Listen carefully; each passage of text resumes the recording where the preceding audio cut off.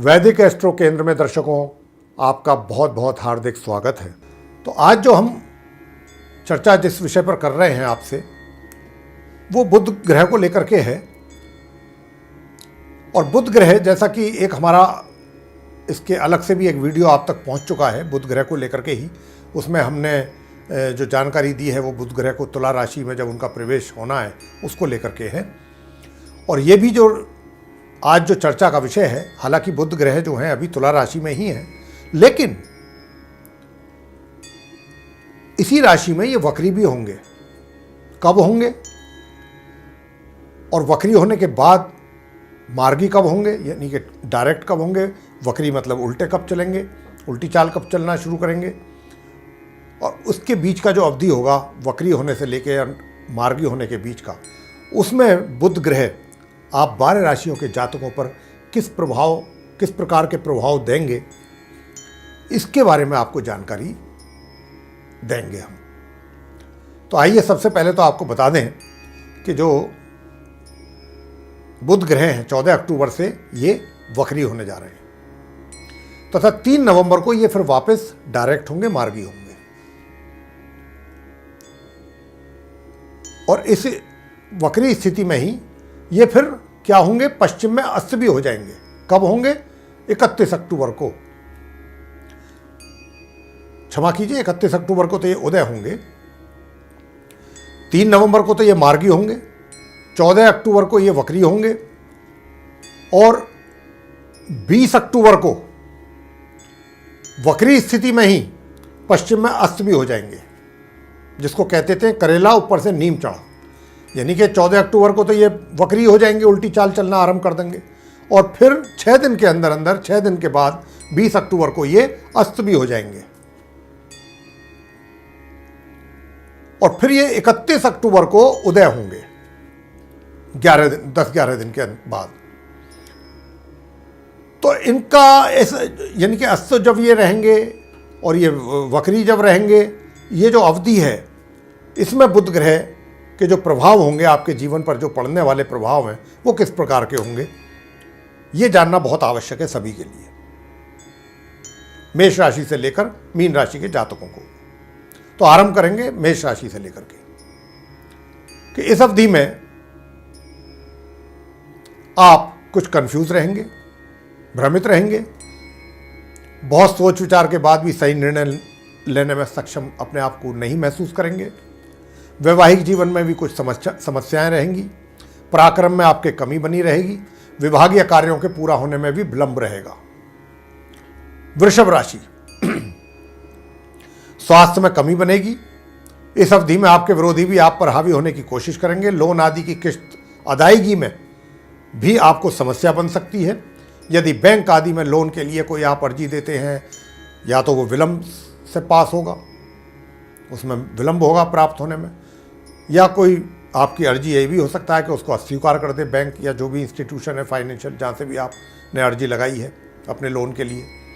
और आप इस समय में ऐसा कोई कार्य ना करें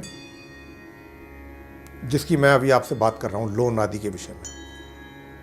ऐसे कोई भी कार्य को इस अवधि में ना करें, इस समय का निकलने का इंतजार करें। यानी कि 14 अक्टूबर से लेकर और 3 नवंबर के बीच की जो अवधि है ये,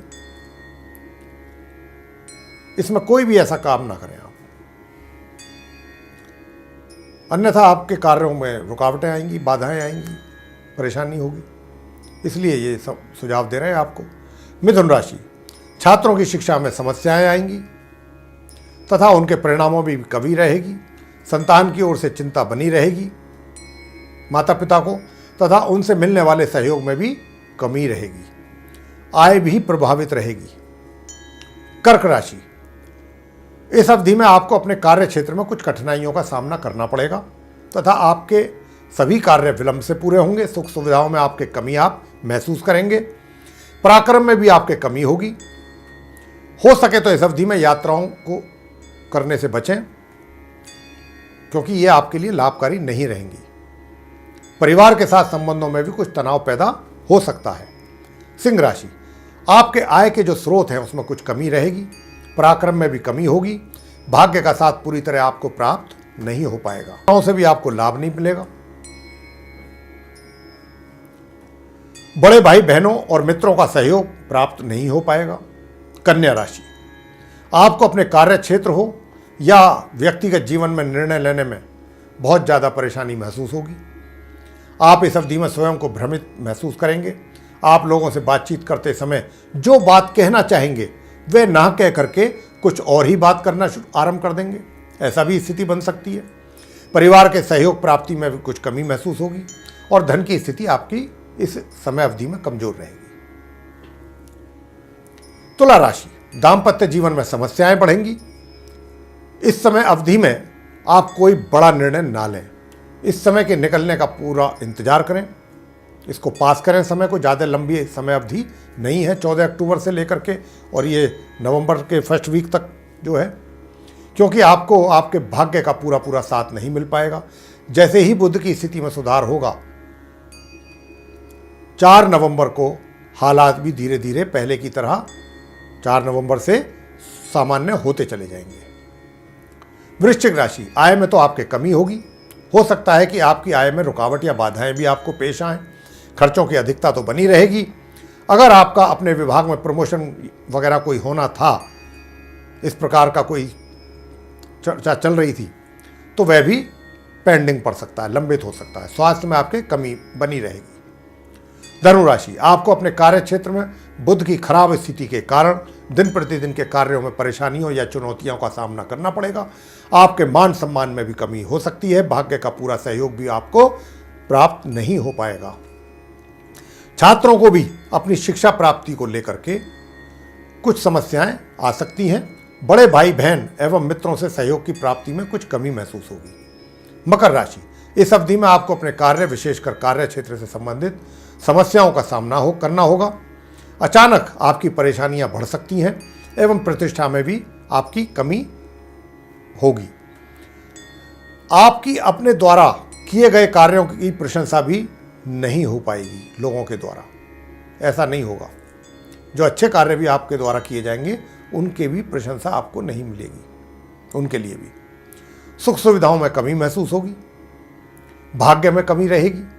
स्वास्थ्य का भी आपको ध्यान रखना होगा इस अवधि में। आगे बुध के जो दुष्प्रभाव के कारण जो होगी आपके भाग्य में कमी, उसके कारण पराक्रम में भी कमी बनेगी। छोटे भाई बहनों के सहयोग में भी कमी रहेगी और छात्रों को अपनी शिक्षा प्राप्ति को लेकर समस्याओं का भी सामना करना पड़ेगा। संतान को लेकर मन में परेशानी या चिंता बनी रहेगी।